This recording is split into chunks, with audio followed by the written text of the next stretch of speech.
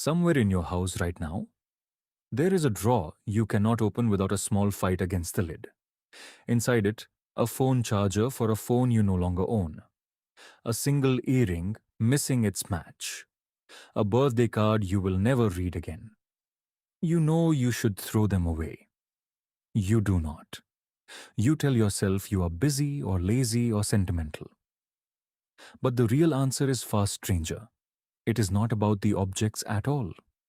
It is about a wiring inside your brain that decided long before you were born that letting go could get you killed.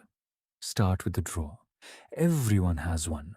Some people have a whole room, a closet of clothes that no longer fit, a garage of tools bought for a project abandoned years ago, a shelf of cables with no matching device.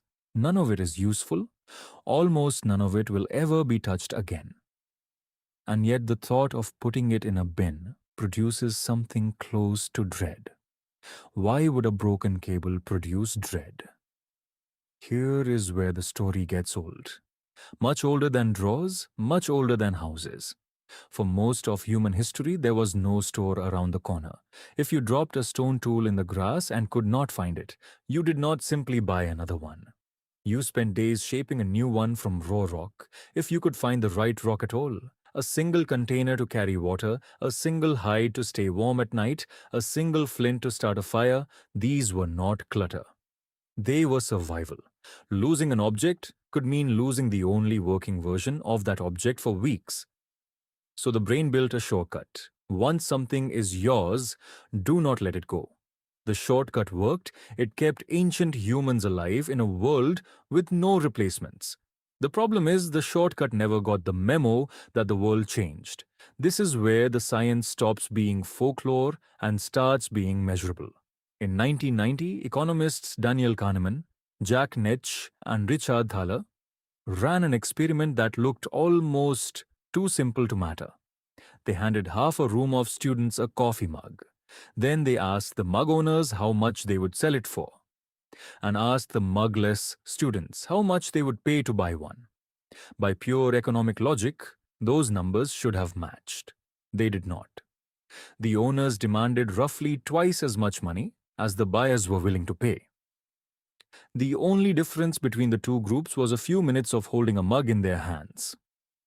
That was enough for ownership to double its value in their minds. Researchers named this the endowment effect, and it has been repeated with pens, chocolate bars, tickets, and lottery numbers, always with the same result. The moment something becomes yours, your brain quietly inflates it. Why would a brain do something so financially irrational? Because financial logic is not what it evolved for, survival logic is. And in survival logic, an object in your hand is worth more than an object you might find later, because later is never guaranteed. A bird in the hand, as the old phrase goes. Except your brain does not just prefer the bird in the hand. It grieves the bird as if losing it were a wound. That grief has a name too. Loss aversion. Kahneman, working alongside psychologist Amos Tversky, spent years mapping how people respond to losing something compared to gaining something of equal value. Their conclusion was almost unsettling in its simplicity. Losses hurt roughly twice as much as gains feel good. Finding $20 on the street gives you a small lift. Losing $20 from your wallet gives you a much sharper sting, even though the amount is identical. Multiply that asymmetry across every object you own, and suddenly the broken charger in your drawer is not really about the charger. Throwing it away registers somewhere under conscious thought as a loss. And loss is the one signal your ancient brain was built to avoid at almost any cost. So far, this explains ordinary clutter. But there is a version of this wiring pushed to its extreme, and it reveals something even stranger about what an object becomes once you touch it. Psychologist Randy Frost, who has spent decades studying compulsive hoarding at Smith College, found that people who hoard do not see objects the way everyone else does. To them, a stack of old newspapers is not paper. It is a stored possibility, a future use, a piece of a story that has not finished yet. Frost's research, much of it conducted with his colleague Gail Steketty, showed that the anxiety triggered by discarding an item in these cases is not exaggerated sentimentality. It is a genuine, measurable spike in distress, similar in shape to the distress of a physical threat. The brain of someone standing over a trash can with an old receipt in hand can behave, for a moment, as if it is standing over something far more dangerous than a receipt.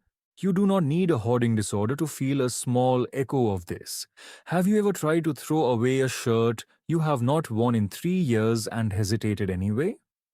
That hesitation is the same ancient circuitry, turned down to a whisper instead of a scream. Here is the counterintuitive twist. It is not really the usefulness of the object your brain is protecting. It is a story about you, sewn invisibly into the object itself. Psychologist Bruce Hood at the University of Bristol studies something he calls the sense of essence, the belief that an object absorbs something of the person who owned it or touched it. In one of his experiments, children and adults were shown a machine that claimed to duplicate objects perfectly, atom for atom. Most people were comfortable duplicating an ordinary item.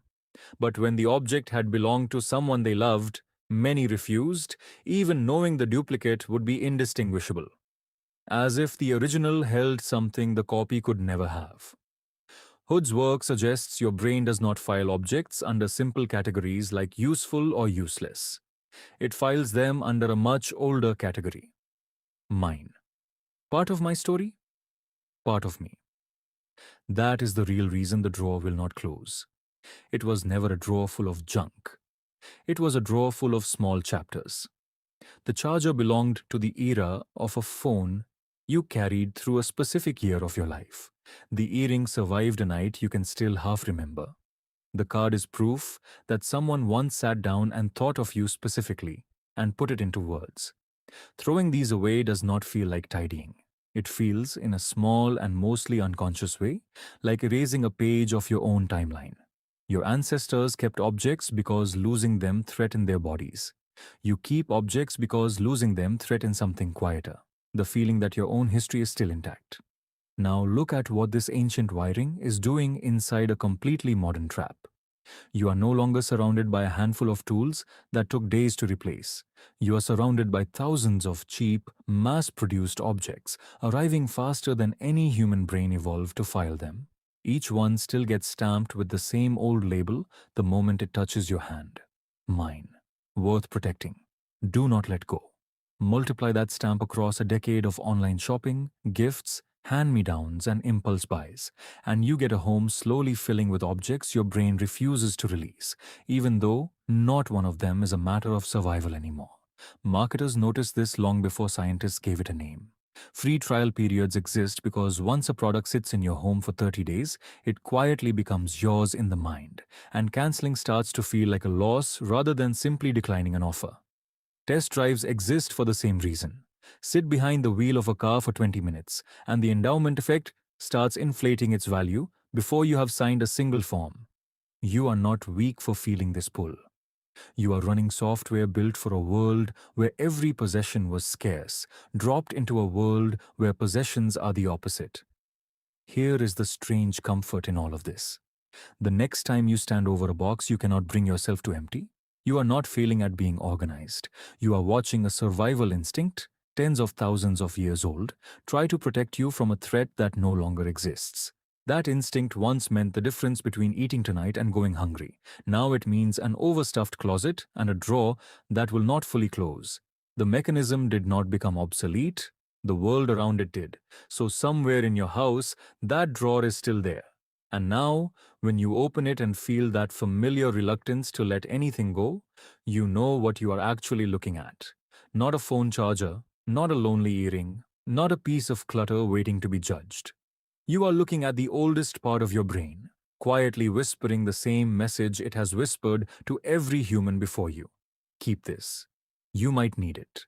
And for the first time, you get to decide whether that ancient voice is still telling you the truth.